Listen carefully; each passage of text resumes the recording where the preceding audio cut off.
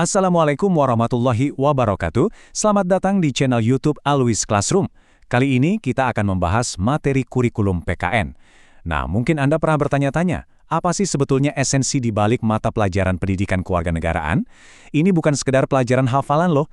Ini adalah sebuah cetak biru, sebuah panduan untuk membentuk kita sebagai warga negara.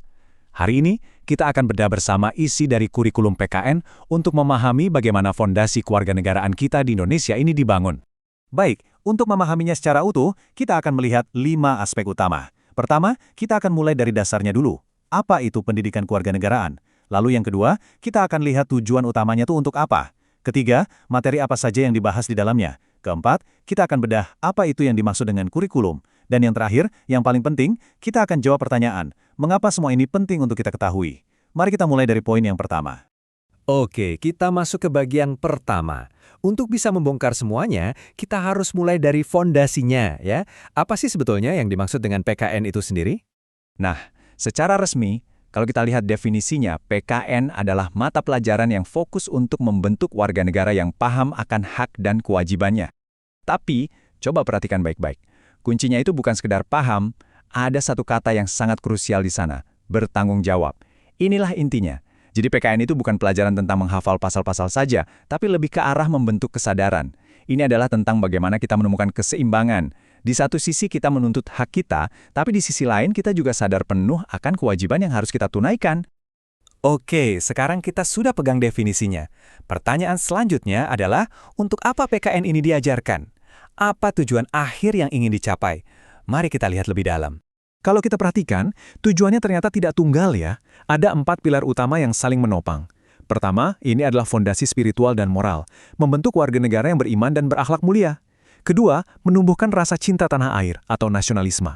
Ketiga, ini aspek praktisnya, yaitu pemahaman tentang hak dan kewajiban.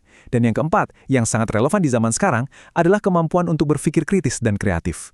Keempatnya ini dirancang untuk menciptakan satu sosok, warga negara yang seimbang. Seimbang karakternya, kebangsaannya, pemahaman hukumnya, dan juga intelektualitasnya. Nah, untuk bisa mencapai tujuan-tujuan yang besar tadi, materi apa saja yang perlu dipelajari? Mari kita lihat pilar-pilar pengetahuannya. Kalau kita lihat sekilas, wah, materinya luas sekali ya. Tapi coba deh kita lihat polanya. Ada fondasi ideologi negara kita, yaitu Pancasila dan Konstitusi. Lalu ada aturan main dalam kehidupan kita bermasyarakat, seperti norma, hukum, dan peraturan. Kemudian ada pembahasan tentang posisi kita sebagai individu yang mencakup hak asasi manusia dan juga soal kekuasaan dan politik. Dan semua ini dibingkai dalam semangat persatuan, sambil kita juga dihadapkan pada tantangan zaman sekarang, yaitu globalisasi.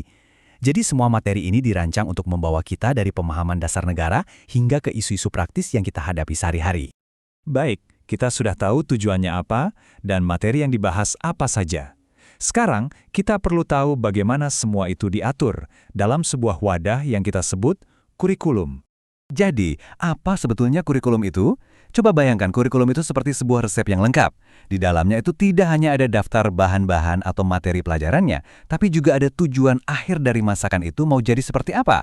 Dan yang tidak kalah penting, ada langkah-langkah atau metode pengajarannya. Jadi, kurikulum PKN ini adalah sebuah panduan yang terstruktur untuk memastikan seluruh pelajar di Indonesia mendapatkan kerangka belajar yang sama, yang efektif untuk menjadi warga negara yang ideal.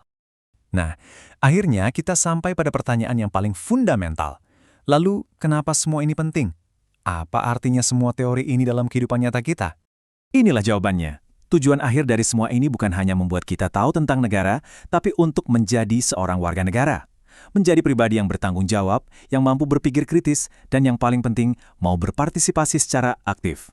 Kurikulum ini pada dasarnya adalah sebuah jembatan, ya sebuah jembatan yang dirancang dengan seksama untuk menghubungkan apa yang kita pelajari di dalam kelas dengan tindakan nyata kita di tengah-tengah masyarakat. Sebagai penutup, saya ingin meninggalkan satu pertanyaan untuk kita renungkan bersama. Setelah kita melihat seluruh kerangka ini, mulai dari dasar, tujuan, materi, hingga kurikulumnya, coba tanyakan pada diri Anda masing-masing, bagaimana sebetulnya kurikulum PKN ini telah membentuk Anda sebagai seorang warga negara? Apabila ada pertanyaan, silakan menyampaikan di kolom komentar. Jangan lupa like, subscribe, komen, dan share demi perkembangan channel pendidikan ini.